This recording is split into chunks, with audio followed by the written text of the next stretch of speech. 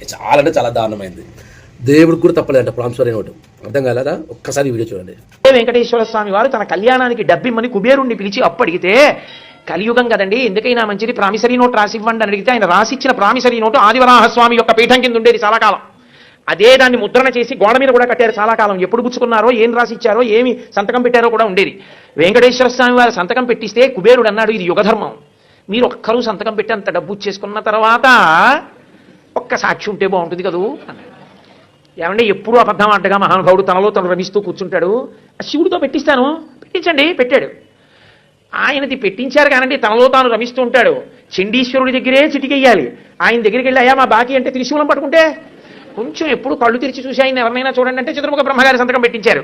ఇద్దరు మంచిదే, ముగ్గురు ఉంటే చూడండి అన్నారు. అంటే అప్పుడు మళ్ళీ అశ్వత్థ వృక్షం చేత పెట్టించారు.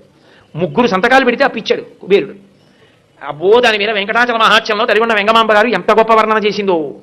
అది సాక్షాత్తు వెంకటేశ్వర స్వామి కూడా ముగ్గురు సాక్ష్యాలతో కూడిన ప్రామిసరీ నోట్ ఇస్తేనే ఆయన పెళ్లికి కుబేరుడు డబ్బు అప్పిచ్చాడంట. ఎంత దారుణం అండి. అది ఈ ప్రస్తుత కలియుగంలో దేవుడిని నమ్మలేదు మనుషులు. మనం ఎంత బచ్చగలం.